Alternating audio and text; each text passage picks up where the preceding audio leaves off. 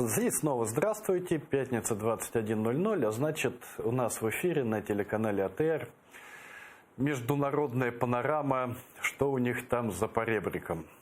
И давайте начнем сегодня с поздравления. Поздравляю вас всех, витаю вас всех с Днем украинского флага, потому что украинский флаг действительно теперь уже не просто государственный символ, а это символ нации уже, это символ борьбы за свободу, борьбы за независимость. И это то, что Украина действительно обрела за эти 5 лет действительно потом и кровью. Поздравляю вас всех, друзья мои, с этим действительно важным действительно праздником. И давайте, наверное, раз уж мы увидимся в следующую пятницу, только заодно и поздравлю вас всех с Днем независимости Украины, который будет завтра, который действительно уже тоже вошел, даты, которые вошли в историю Украины, которые действительно уже вписаны в историю украинской нации, которые действительно завоеваны, которые действительно важные стали такие вехи, важные нации. Витаю тебя, Украина. И перейдем давайте к нашим новостям.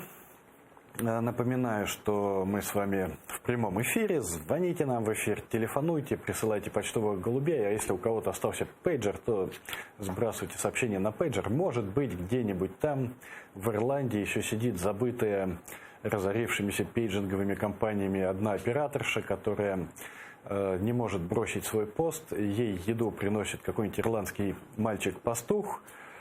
И она все там сидит и ждет ваших сообщений, а вы все не присылаете сообщений, не присылаете. Вот появилась плашечка с нашими телефонами, звоните нам, говорите и рассказывайте. А мы сегодня начнем с международных новостей. Развивается совершенно фантастическая, конечно, феерическая история с покупкой Дональдом Трампом Гренландии. Дональд Трамп предложил купить Гренландию. Дания от такого предложения, конечно, немножечко ошалела и сказала, что Гренландия вообще-то как бы даже и не продается. Премьер-министр Дании Метте Фредериксен назвала эту мысль абсурдной. Гренландия, когда она узнала, что ее хотят купить, тоже немножечко так ошалела и тоже сказала, что она, собственно, и не думала, в общем-то, продаваться. Гренландия, к слову, сейчас, кстати, идет движение за независимость и суверенитет. Это уже почти отдельное государство, у них там свой парламент, своя конституция. Гренландия, кстати, теперь официально государство, ну не государство, а административно-территориальная единица калаалитов. Калаалиты – это подгруппа эскимосских народностей наряду с инуитами и алеутами. Так что официальное название теперь даже Гренландии не Гренландия, а что-то там каалита, но что-то там. Я никак не могу запомнить, не могу выучить на каалитском языке. Но в международном праве Гренландия все еще до сих пор, конечно, подсубъектна Дании. И вот Дания с Гренландией немножечко так от этих новостей как-то обеспокоились.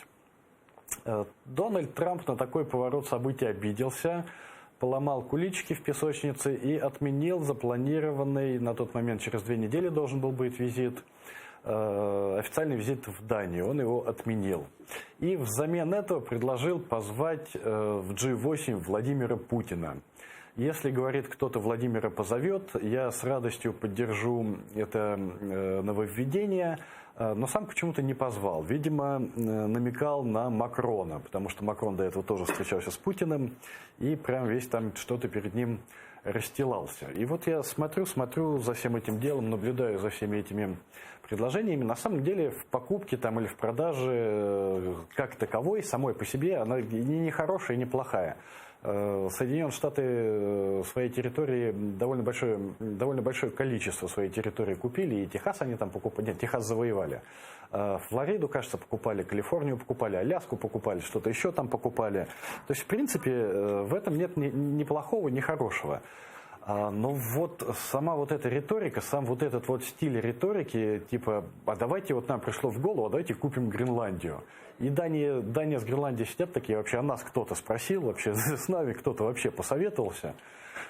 И вот человек совершенно, мне кажется, человек, он просто не понимает, что такое политика и что такое пост президента сверхдержавы, главной мировой державы сейчас на планете. И вот совершенно на ровном месте человек взял и устроил скандал. И зачем-то разругался с Данией из Гренландии. Зачем, для чего, почему? Вот я этой логики не понимаю совершенно. У меня, например, есть встречное предложение. Давайте мы с вами скинемся и купим Нью-Йорк. Вот кому нужен Нью-Йорк? Ну, в смысле, кто бы отказался от Нью-Йорка? Вот я бы не отказался. Давайте скинемся и, ну, или хотя бы Манхэттен прикупим себе на крайняк. А потом обидимся, что Дональд Трамп отказался, и позовем в G8 Ким Чен Ына, например. На мой взгляд, совсем неплохо будет. От пренебрежительного и дотошного тона Эммануэля Макрона времен Версальской встречи с Владимиром Путиным в мае 2017 года не осталось и следа. На смену ему пришли гостеприимство и готовность к компромиссам. Всеми возможными способами Эммануэль Макрон попытался показать своему российскому гостю, что Париж определился, с Россией нужно дружить. Французский президент не скупился на лесть и заявил, что мечтает о Европе от Лиссабона до Владивостока. И вот опять у меня какие-то совершенно непонятки в голове со всеми этими заявлениями, потому что, ну, в принципе, вот мне кажется, здесь они как раз и договорятся-то посередине, потому что Эммануэль Макрон мечтает о Европе от Лиссабона до Владивостока, а Владимир Владимирович Путин, он на самом-то деле мечтает, в принципе, по большому счету о том же. Только с двумя небольшими нюансами. Не от Лиссабона до Владивостока, а от Владивостока до Лиссабона. И не совсем, скорее, наверное, о Европе. Но, в принципе, да, Эммануэль, Владимир, вы теперь говорите на одних языках: мир, дружба, жвачка. Ну, Макрону уже, в принципе, надавали по шапке за такое заигрывание с диктатором. Собственные СМИ ему устроили трепку и выволочку. Трампу тоже, кстати, американские СМИ не упустили возможности еще раз потоптаться по нему со всеми этими заигрываниями. Но, что я хочу напомнить. Вот вы видите фотографию. На этой фотографии жители Сызрани встали на колени перед американцами, которые привезли им гуманитарную помощь во время голода 1922 года. Вот Америка заигрывает, конечно, не Америка Трампа, заигрывает, но сама политика Америки, она не меняется столетиями, потому что вот вы видели фотографию 1922 года, до этого американцы спасали русских во время голода в 1891 году, что запечатлено, если я не ошибаюсь, на 2 картинах Айвазовского. Потом был голод 18 года, когда опять же американцы спасали, потом во время голода 30-х американцы спасали. В 40-х, во время войны американцы спасали Советский Союз поставками по Ленд-Лизу. Во время голода 1946 года, который практически неизвестен на территории, ну, Советского Союза, может, уже известен, на территории России, и это открытие каждый раз для них до сих пор, что после войны в 1946-1947 году тоже был голод. Тогда американцы тоже помогали, продолжали поставками. И в 1991 году тоже американцы спасали Россию в очередной раз от голода. Ножки Буша, все вот эти вот гуманитарные поставки, это я уже застал сам, это я отлично помню уже и на своей жизни. Так что я вот чисто напомнить, G8, Трамп Трампом, ну вот жителям Сызрани хочу напомнить и Воронежа, и Питера, и Читы, и Красноярска, и вообще. Трамп, конечно, Трампом, но вы, друзья мои, тренируйтесь пока, готовьтесь. Мы-то Абрамсы все-таки начищаем, скоро с гуманитаркой, надеюсь, уже будем выезжать. Давайте перейдем к новостям нанотехнологий на этом фоне. Совершенно замечательная новость, конечно. В Крыму военные случайно запустили ракету на аэродроме и нанесли ущерб Министерству обороны на 45 миллионов рублей. ЧП случилось на военном аэродроме возле города Саки, который считается историческим, поскольку в феврале 1945 года на нем приземлялись самолеты с президентом США Франклином Рузвельтом и премьер-министром Великобритании Уинстоном Черчиллем, следовавшими на Ялтинскую конференцию.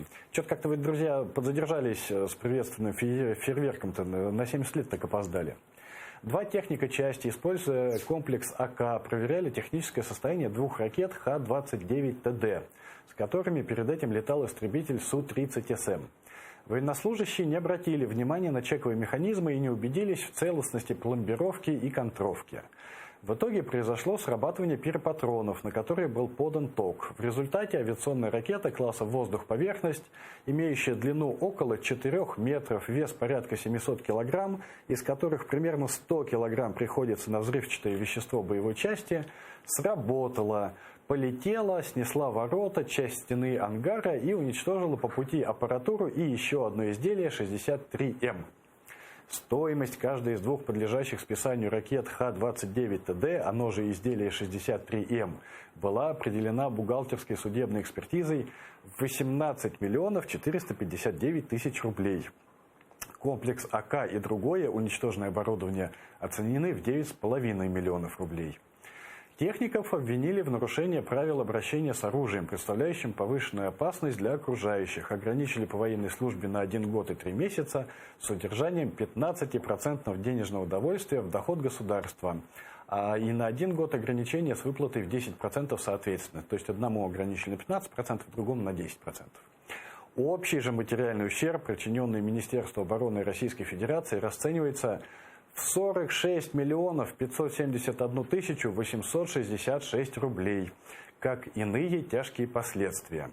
Обстоятельствами, смягчающими вину подсудимых, суд признал добровольное возмещение ими части имущественного ущерба. Каждый подсудимый выплатил по 3000 рублей. Мне кажется, Владимир Александрович, этих двух друзей надо наградить хотя бы грамотой от имени Украины, потому что урон на 45 миллионов рублей, причиненный Министерству обороны, это серьезно, это неплохо, это достойно. А с учетом того, что каждый из подсудимых выплатил по 3000 рублей, ну, насколько это у них растянется выплаты? Ну, лет за 1000, я так думаю, примерно управиться. Я, кстати, когда служил в российской армии, в этой непобедимой и могучей, был у нас такой парень по кличке Студент. Так вот, он заснул, этот студент заснул с сигаретой в БТРе и сжег его. Сам выбрался из БТРа без единого ожога, а БТР сгорел вдребезги полностью под списание. И вот ему тогда насчитали, он должен был государству что-то там, то ли 4 миллиона, то ли 4 миллиарда, я так не помню сейчас, тогда не деноминированные рубли еще были. У меня тогда была сержантская зарплата 18 600 рублей, у него такая же, и вот он должен был что-то там порядка 4 миллиардов родному государству, за что его отказывались увольнять со службы. Он переслужил на полгода, отслужил 2 года и 6 месяцев, как сейчас помню. Наслужил только там на крышечку от ниппеля колеса БТРа, после чего прям при мне, я стоял тогда на тумбочке, бросил автомат и сбежал из части. Хорошо, достойно, надежно, добротно, молодцы, поздравляю. Мародеры растаскивают севший в кукурузном поле аэробус А-320. Мародеры начали растаскивать лайнер уральских авиалиний, который произвел жесткую посадку в кукурузном поле сразу после взлета из аэропорта Жуковский. Об этом сообщает портал FlyMod со ссылкой на свои источники. Портал прежде всего подозревает местных жителей в таком кощунственном воровстве. При этом авторы напоминают, что место ЧП оцеплено. В светлое время суток тут работают следователи, а также другие специалисты. Что не помешало мародерам начать разворовывать этот самолет. Эксперты определяют, как лучше разобрать самолеты, чтобы вывести его с поля. Как утверждает источник, на данный момент уже украдены спасательные жилеты, а также сумки с аварийно-спасательным оборудованием. Я думаю, в первую очередь будут и сыры, запрещенку воровать, какие-нибудь там сыры, хамон или что там еще у них в уральских авиалиниях-то есть.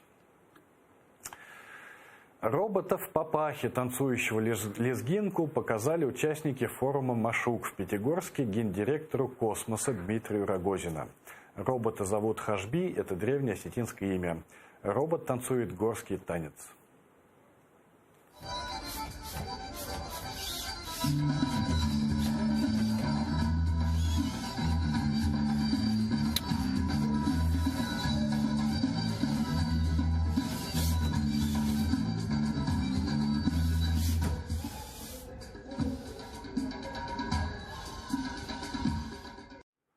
Вот такие достижения показывают руководителю Роскосмоса Дмитрию Рогозину. Сам же руководитель Роскосмоса Дмитрий Рогозин опубликовал клип о роботе Федоре. В клипе на песню самого же Дмитрия Рогозина, руководителя Роскосмоса, «Над землей летит корабль», показаны реальные съемки разработки робота и его подготовки к полету на МКС, а также трехмерная графика. Давайте посмотрим этот шедевр культуры.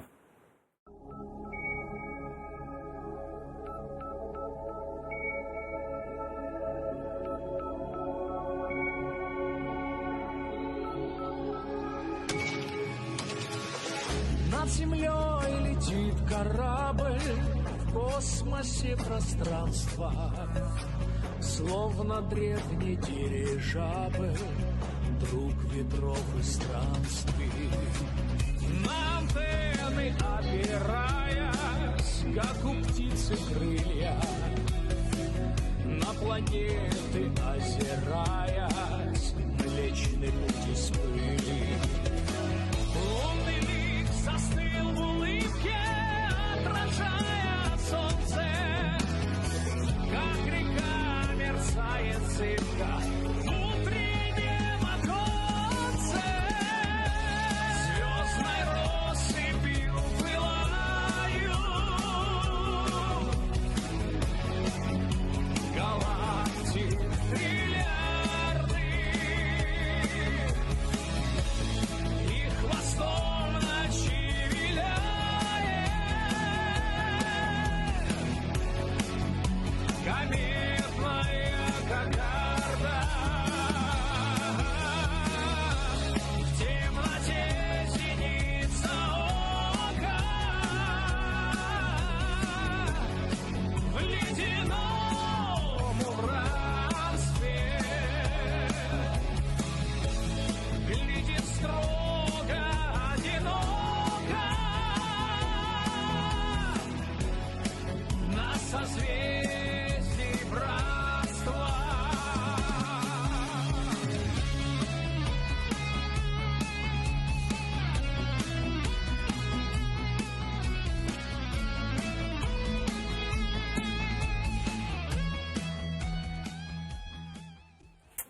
Шлягер, хит. Самого же робота Федора посадили в космический корабль.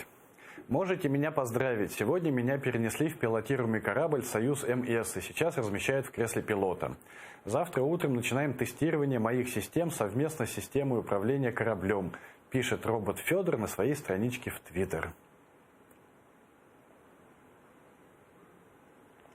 Еще вместе с роботом Федором в космический корабль загрузили коробку с тульскими пряниками. Кстати, вчера в последней укладке загрузили коробку с тульскими пряниками. Хорошо, что не пирожки, иначе пришлось бы на шлем натягивать красную шапочку. Шутка. И это все то же самое пишет робот Федор в своем твиттере. То есть прогресс, вы чувствуете прогресс на лицо, да? Вот японцы запустили Хаябусу, израильтяне запустили первый частный луноход, который сел на обратную сторону Луны. Илон Маск запустил свою первую частную ракету с Теслой. Сейчас будет запускать первый корабль, который полетит на Марс. А Россия запустила робота Федора с коробкой пряников, с коробкой тульских пряников. Ну, мне кажется, мы проклятых американцев эта замечательная страна оставила далеко позади. Так, с Байконура запустили ракету «Союз» с роботом Федором. Это все та же самая продолжается эпопея. Во время старта робот Федор сказал «Поехали». Американцы в этот момент работают над созданием робота Тунца. Китайцы показали робота Акулу, Иран создает робота Осетра. Дальше всех в этом прогрессе пошли турки и показали управляемую мину ската, которая лежит на дне, а потом прилепляется к днищу вражеского судна.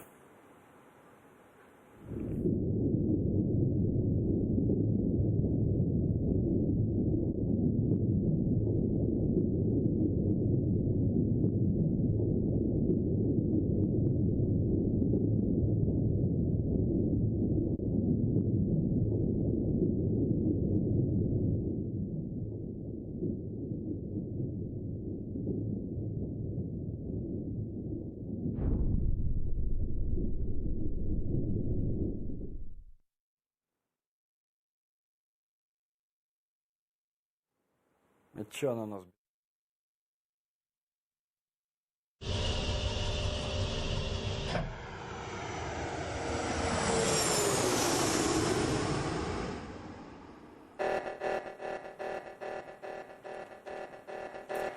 Вот мультипликация теперь в тренде, все рисуют, кто кого рисует. Турки вот рисуют скатов, которые сейчас будут прилепляться, смотрите, к этому авианосцу. Я даже не знаю, к чему авианосцу они будут прилепляться, потому что авианосцы-то есть, у США, у России как бы так крайне условно. Не помню, у кого еще есть. У Индии есть, но я не думаю, что турки-то будут с Индией воевать. Ну, вот такие, в общем, тренды. Больше всего меня смущает, конечно, иранский робот Осетр. Потому что, во-первых, я иранцам вообще как-то слабо верю, а во-вторых, не начнет ли их робот Осетр метать роботизированную черную икру? Это первый путь, по-моему, к роботизированной водке. У нас есть звонок. Добрый вечер, вы в прямом эфире. Как вас зовут, откуда вы? Представьтесь, пожалуйста, задавайте свой вопрос. Здравствуйте. Доброго вечора, Аркадію. Мене звати Володимир, я з Івано-Франківська. Дуже дякую за вашу роботу, за ваші пости у Фейсбуку. І бажаю вам удачі. У мене таке запитання. Ви часто росіянам радите забирати дітей і тікати з Росії. У світлі останніх подій, чи не можете ви сказати, що до такого варто готуватись і українцям? Дякую. Вопрос вы ставите, Владимир. Я не в той ситуации, чтобы давать советы украинцам. Я каждый раз говорю, я не гражданин Украины. Вы от меня не требуйте. Не мне с моим свиным рылом лезть в калашный ряд, потому что Украина свободная страна, демократическая страна, в конце концов, с безвизом, и каждому решать сам. Здесь тоталитаризма-то нет, и авторитаризма нету. Как минимум пока еще, да, но это так, шутка. Я не верю в украинскую диктатуру, потому что, мне кажется, это невозможно. Диктатуры здесь устанавливались только иностранные, да, только завоеванием. Поэтому вот это, мне кажется, с моей стороны это будут провокационные высказывания. Давайте я могу отслеживать информацию, я могу ее как-то комментировать, я могу давать делать свои выводы или давать свои оценки тому или иному происходящему событию, но все-таки на советы вы меня не подталкиваете, потому что мне тоже совершенно не нравится вот эта вот точка зрения, когда типа русские либералы приезжают и начинают нас учить. Не-не-не, вы меня в это не втягиваете. Не могу ответить на ваш вопрос, но вопрос был хороший, спасибо вам. У нас новости нанотехнологий, напоминаю, продолжаем. УАЗ запатентовал выкидные ключи зажигания. Ключи имеют выкидное жало, а также 2 или 3 кнопки. Ключ Патриота оснащен 3 кнопками. Кроме блокировки и разблокировки дверей, у него есть кнопка отпирания багажника. Боже мой, это просто чудо какое-то. Кто бы мог подумать, в 21 веке на УАЗе изобрели кнопку отпирания багажника. У ключей для пикапа и профи, это, видимо, марки этих УАЗов, она по понятным причинам отсутствует. Там по понятным причинам, по-моему, сам автомобиль-то отсутствует как таковой. Также ключи, очевидно, получат встроенный микрочип иммобилайзера. Вероятно, комплектоваться выкидными ключами будут УАЗы только в топовых комплектациях. Не каждому доступен выкидной ключ, потому что не на каждом автомобиле действительно можно провести такие нанотехнологии. Это очень дорого стоит. Это работа многих организаций, многих НИИ, многих институтов. Это тесты, это эксперименты, это, в конце концов, пробы на людях. Поэтому поставить кнопочку, на ключик поставить кнопочку, чтобы у него выкидывалось лезвие, это не каждому дано. Организация договора о всеобъемлющем запрещении ядерных испытаний опубликовала видео распространения радиоактивного облака после взрыва в Северодвинске с момента взрыва до вторника 20 августа. Вот вы видите на экране продвижение этого облака. Как вы видите, самое основное, самое главное заражение прошло все-таки мимо, но накрыло таки нас чем-то таким осадочным, голубеньким. Это, видимо, не самое страшное, но все-таки чем-то накрыло и Украину. Все-таки долетело от них. Даже через ров с крокодилами все-таки долетело. Оттуда какая-то роза ветров, неправильно? Все тянет и тянет оттуда всякую дрянь. У нас есть еще один звонок. Добрый вечер. Представьтесь, пожалуйста. Нет у нас звонка. Не сложилось. Хорошо, тогда продолжаем. Власти Архангельской области подтвердили, что в организме одного из врачей, который лечил пострадавших после взрыва под Северодвинском, нашли следы радиоактивного нуклида. Этот элемент попал в организм врача через пищу. Кстати, там с этими врачами повторяется та же самая история, как и с Чернобылем. Врачам привезли пострадавших, но самим врачам не сказали, что эти пострадавшие представляют из себя радиационную опасность. И с ними работало около 90 человек, после чего они тоже так немножко ошалели, как ошалела Дания от предложения Трампа купить Гренландию, так и врачи немножко ошалели после того, как к ним в больницу пришли люди в костюмах химической и радиационной защиты и начали выносить ванную, потому что ванная, в которой обмывали пострадавших, фанила сильнее всего. После чего врачи узнали, что и у них в организме есть теперь следы, по всей видимости, там цезий, наверное. Но говорят, что может быть даже и плутоний, но пока вроде, скорее всего, цезий, пока еще не ясно, потому что там же все засекречено. То есть, мне кажется, HBO может уже начать писать сценарии, собирать деньги на съемки нового сериала, нового Чернобыля. Будет называться уже Северодвинск какой-нибудь. В самой же России вот эти вот станции слежения организации за отслеживанием загрязнения показывают вот это облако, а в самой же России 4 станции отслеживания радиационного загрязнения переведены в офлайн режим работы. То есть они отключены от интернета, и теперь следить за тем, что они показывают, за их показателями, обычные пользователи сети уже не могут. Вот опять там началась секретность. Ну ладно, шутки шутками, издевательства издевательствами. Министерство обороны Российской Федерации провело таки первый тест полета 6-тонного беспилотника «Альтиус-У». Он пролетел 32 минуты в полностью автономном режиме, а всего он может находиться в воздухе более суток. Но что тут сказать, создавать машины для убийства людей, эта страна, эта недоимперия все ж таки умеет. Вот что есть, то есть, что у них не отнять. Создавать машины по спасению жизни они не умеют, томограф создать они не могут, но создавать аппараты по убийству людей они все-таки умеют. Ну, на мой взгляд, это показатель того, что все-таки готовится таки к войне. У нас есть еще один звонок. Добрый вечер. Кто вы, откуда?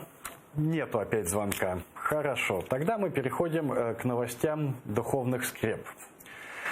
На митинге КПРФ выступил сын рок-музыканта Игоря Талькова, Игорь Тальков-младший. Свою речь он начал с того, что отец всю жизнь был против коммунистов, а он здесь, на митинге коммунистов. Также на акцию пришел протоиерей Всеволод Чаплин. Вот он, вы видите, его крестит паству с митинга КПРФ. В ходе своего выступления он заявил, что нельзя бездумно одобрять все, что делает власть. Самое интересное во всем этом митинге, что, как вы видите, лидер КПРФ, лидер коммунистов Геннадий Зюганов стоит в куртке Nike с эмблемой Коммунистической партии Российской Федерации. Тальков заявляет, что его отец был против коммунистов, а он сейчас с коммунистами. Поп протоиерей Всеволод Чаплин сейчас в оппозиции к Путину вступил в КПСС.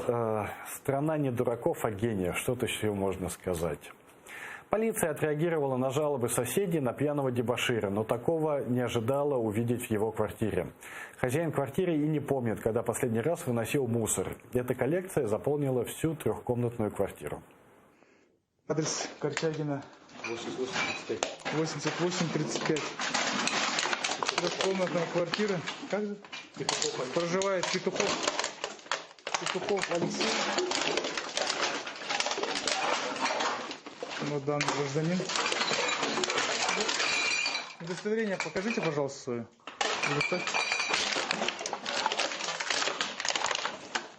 Это сколько лет не выносил мусор, Алексей?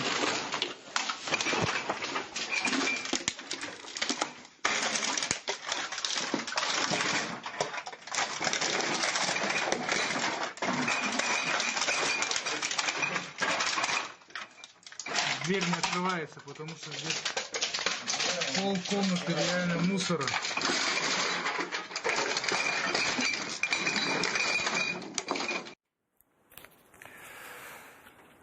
Новости духовных скреп у нас, я вам напоминаю. Нам вот пришел вопрос по Вайберу, что вы думаете о вспоминаниях солдат, которые не вспоминают свое участие в боевых действиях, а думают, что они участвуют в защите своей родины. Вот непонятно только, из вопроса не ясно, каких солдат вы имеете в виду. Если солдат вообще, то вообще нельзя сказать так в целом конкретно, да?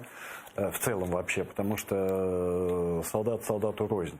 Если речь идет об украинских ветеранах, что я тут могу думать? ПТСР, это действительно проблема, и сейчас Украина с ним действительно уже столкнулась, и эту проблему надо решать.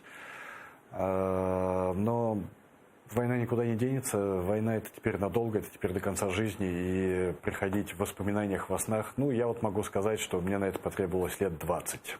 Так что еще тем, кто уехал в первые войны мобилизации, лет 15 еще жить с этим точно. Но потом станет легче, это я могу гарантировать.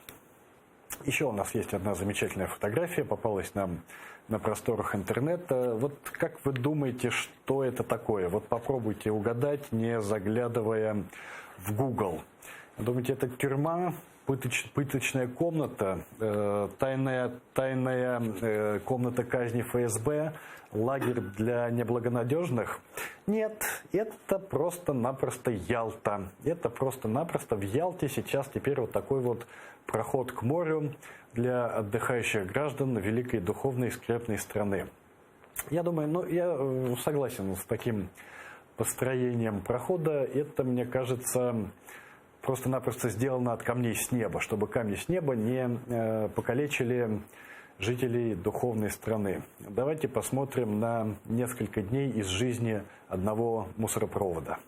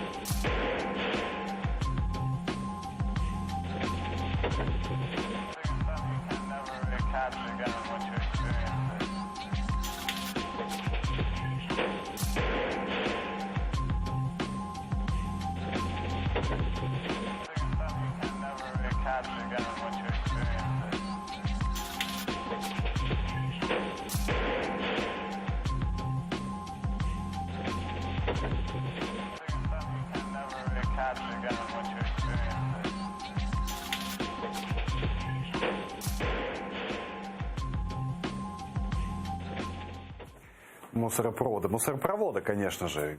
Какую гадость я сейчас сказал. Но это вот Сызрань, наверное, не знаю. Министр науки и образования Российской Федерации Михаил Котюков привлек общее внимание браслетом, который носит на руке. Нет, это не предмет роскоши, как мы привыкли видеть у наших чиновников. Это браслет с небольшими иконками. Конечно, мы не должны уже удивляться такому, когда видим, как крестится глава коммунистов Зиганов. Или, как от себя добавлю, крестит паству поп Всеволод Чаплин с митинга коммунистов. Но все-таки за нашу науку и особенно образование становится как-то неспокойно. Михаил Котюков не впервые надел на руку нашумевший браслет. Он регулярно носит его минимум с февраля 2018 года. В тот момент Котюков работал руководителем Федерального агентства научных организаций. Судя по всему, этот браслет он носит не снимая. Теперь Котюков, напомню, это вот министр образования Российской Федерации. Давайте посмотрим, к чему приводит ношение браслетов с иконками министром образования. Вот прям просто максимальная концентрация величия на 1 квадратный метр.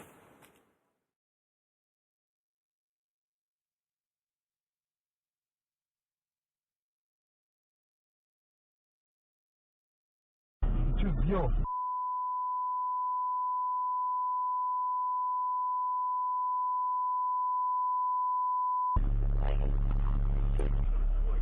Да мы не едем никуда. Она и не едет.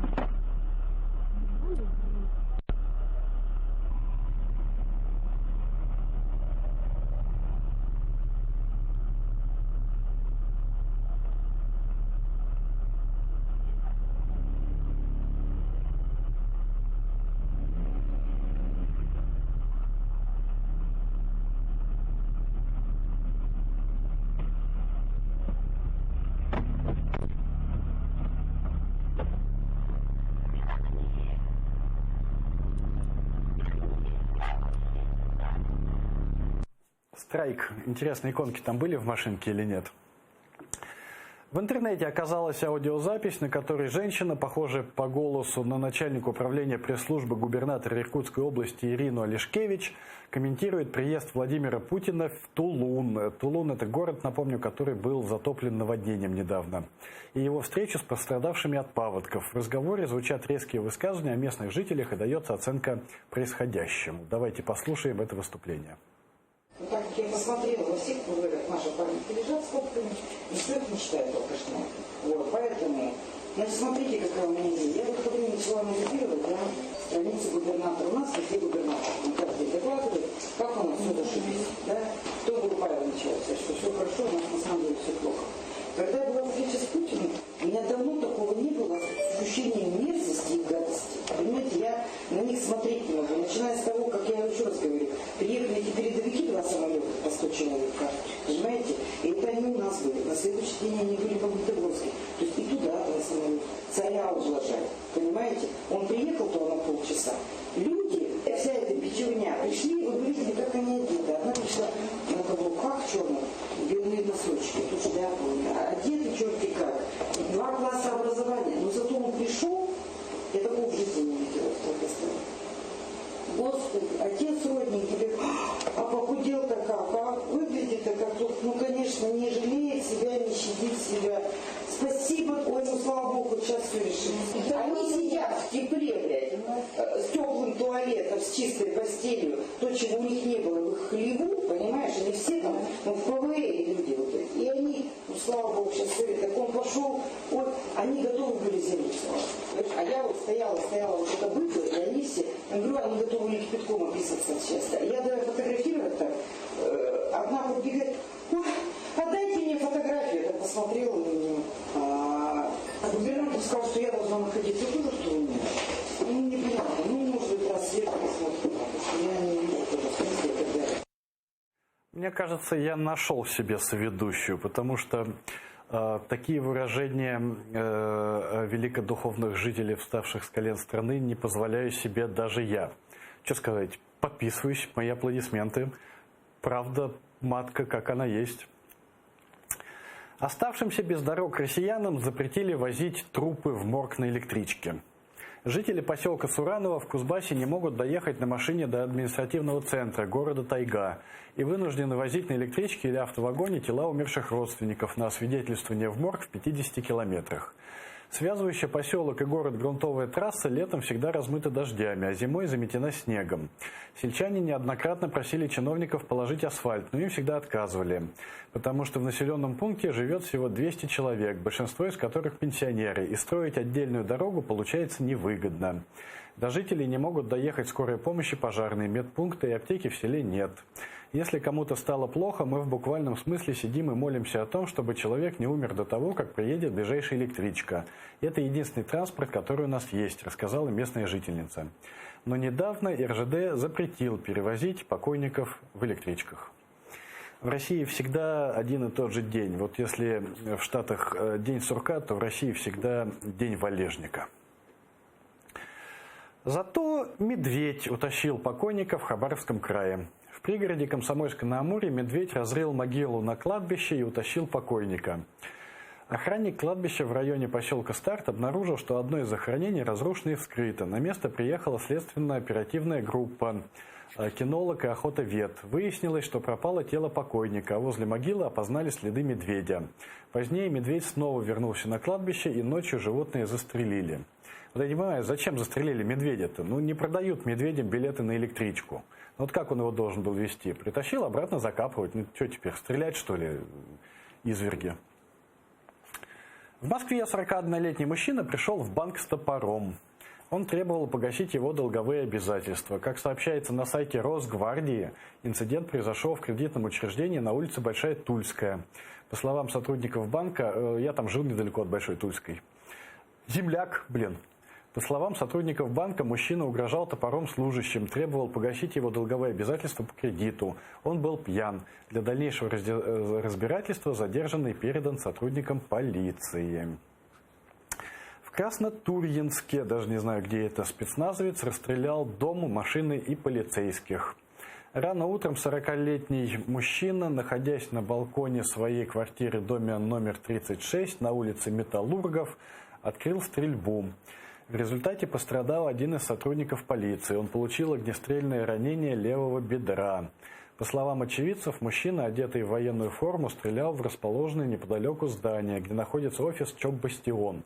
Затем, когда на место подъехали сотрудники полиции, он открыл стрельбу и по ним. Известно, что ранее мужчина служил в спецназе ГРУ, имеет звание кавалер Ордена Мужества. Возвращаются с войны наши славные воины. Сотрудник Следственного комитета получил 6 лет за серию изнасилований. Вышел по УДО и снова изнасиловал женщину. Стабильность ты, смотри-ка. Следователя Сатлаева задержали в 2013 году в Горно-Алтайске. В 2015 году приговорили к 6 годам колонии. Ну, недорого, как, смотри-ка, по 1 году за каждую изнасилованную женщину. Подумаешь, 6 изнасилований, 6 лет, делов-то. Штрафу в 75 тысяч рублей и выплате компенсации потерпевшим в размере 250 тысяч рублей. Насильник преследовал одиноких женщин, подкрадывался на безлюдные улицы, насиловал, а заметив приближение людей или машин, убегал с места происшествия. Суд счел доказанным 4 эпизода изнасилования, еще 4 эпизода попыток изнасилования. По нескольким эпизодам бывший следователь был оправдан. Самое интересное, что следователь Сатлаев сам занимался расследованием своих же преступлений. Одну из жертв он даже уговорил забрать заявление.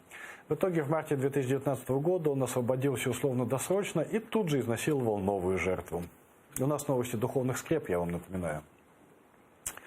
3 уральских полицейских обвинили в групповом изнасиловании девушки в автозаке. Да что же у них там такое-то, а?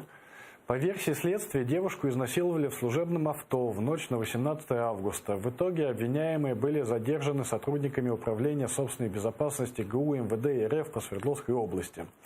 Более того, сотрудники регионального СКР обратились в суд с просьбой арестовать полицейских. Ранее интернет облетела история с дознавательницей из Уфы, которую начальники изнасиловали прямо на рабочем месте. Что-то одни маньяки, что ли, идут там работать в полицию и в следственные комитеты. Российского танцора Кирилла Паршакова отстранили от соревнований из-за того, что он ударил свою партнершу и жену Анну Гудына после выступления на чемпионате мира по танго.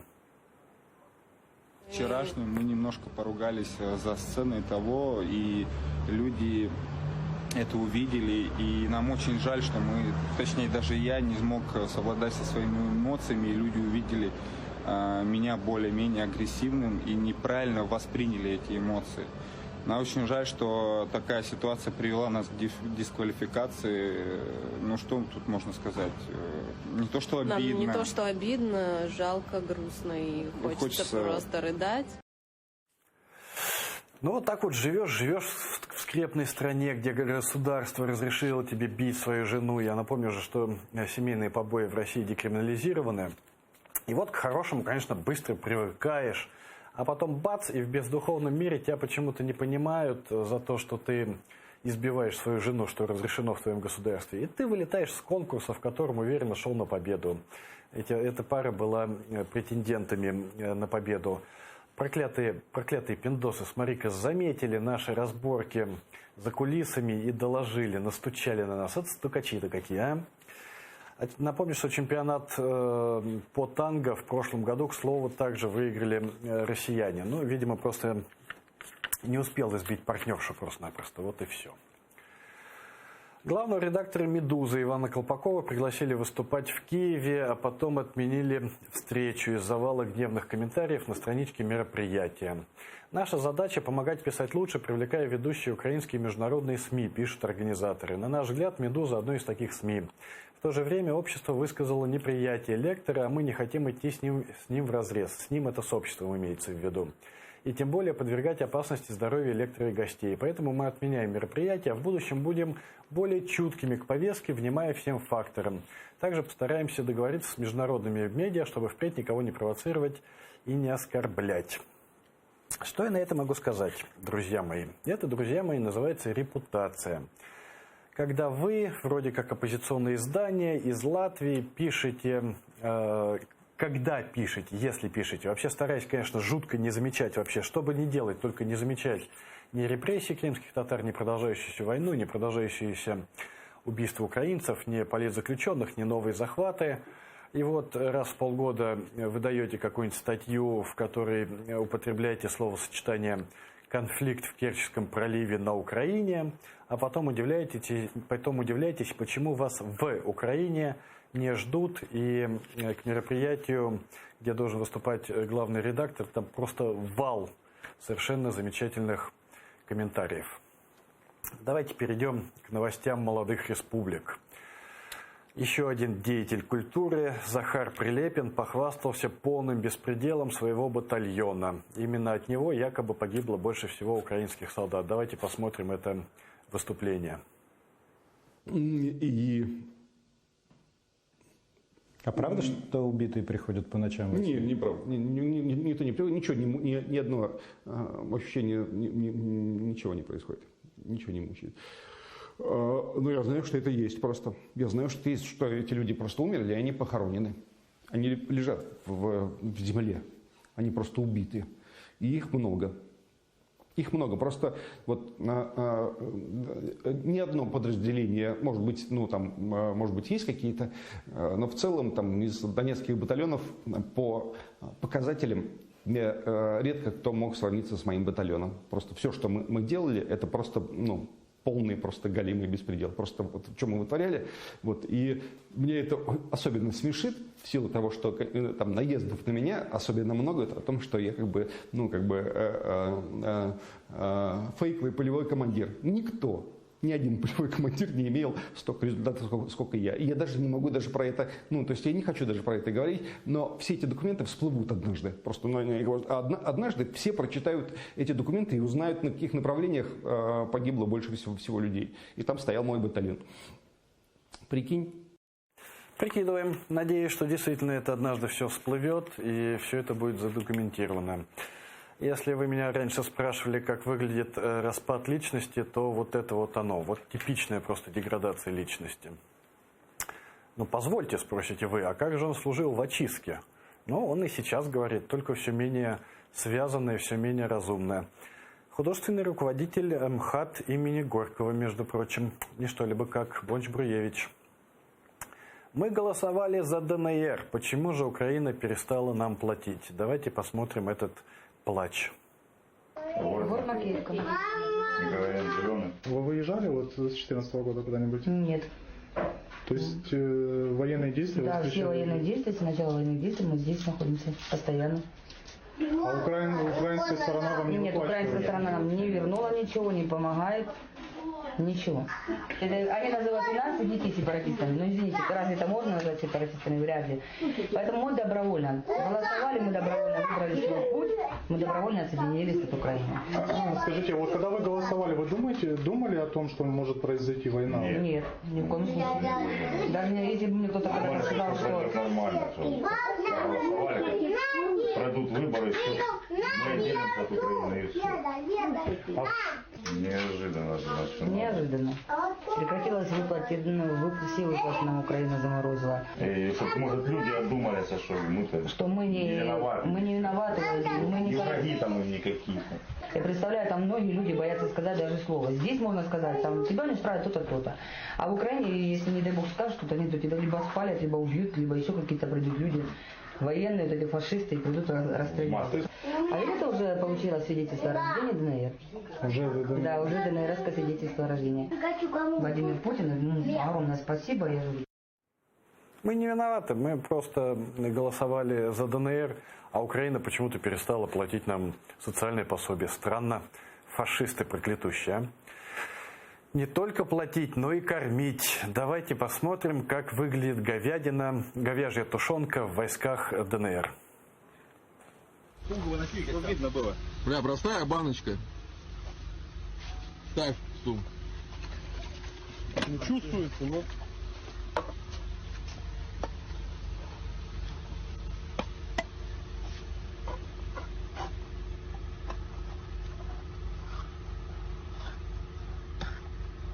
Так, вкусненькая, наверное, да? Оп! Водичка! Просто водичка. Хоть чуть-чуть жирка, хоть плавает здесь. Жир есть. Просто вода. Сними чапу. Ну-ка это. И в YouTube выложено. Просто военным дают. Дай-ка. Обмана не было. Кусочек мяса плавал, а? Ничего нет. Не переедайте, родимые. Бабушка и дедушка из Западной Украины на синей семерке с сумскими номерами приехали в Донецк за рабами с бумагой за подписью Петра Порошенко. Снайперша ДНР Боня поведала телеканалу «Звезда» новая леденящая кровь свидетельство из жизни фашистов. Нас послали ловить ДРГшников. Сказали, ездить пирожок по городу, где-то в районе Калининского исполкома, туда. Катается пирожок с минометом, обстреливает частный сектор. Ну, поехали. Нам одна машина так приглянулась, старая четверка, по-моему, синего цвета, на сумских номерах. Бабушка, дедушка, там куча каких-то родственников, в общем, какие-то поклонки, мешки. Когда узнали, что они тут ищут, сказали адрес. И показали нам бумагу, выписанную Петром Порошенко на дом, который, в общем, сейчас дословно не помню, в общем, который им понравится, они могут заселяться, только вписать туда адрес. На вопрос, а если там живут люди, говорят, ну будут у нас работать, потому что по этому договору можно было иметь 3 рабов и 3 рабочих. Пришлось их отправить тогда товарищу Анусову на избушку. Пускай разбираются, каким образом они вообще попали в Донецк, Западная Украина, и вообще кто с такими бумагами их сюда пропустил. То есть, видимо, они предъявили это еще и на блокпосту? Ну как-то же они проехали, извините, имея прописку Западной Украины. И как ты можешь, в принципе, думать, что ты человек, который говорит с тобой там плюс-минус на одном языке, как ты можешь его рассматривать как раба, а ты тогда кто? Они говорят о Конституции. По-моему, это нарушение всех Конституций, вообще любого мирового права. Ну, это, наверное, стандарты Евросоюза или как там, Европы. 3 рабов, оказывается, разрешил Порошенко иметь. 3 рабов, 3 рабочих и дом. А выдавали по 2 раба и клаптик земли. Кругом одна сплошная коррупция. Вот на этой замечательной новости мы с вами прощаемся. Увидимся с вами через неделю. Не забудьте взять бумагу с подписью Порошенко. Удачных вам всем выходных. До свидания.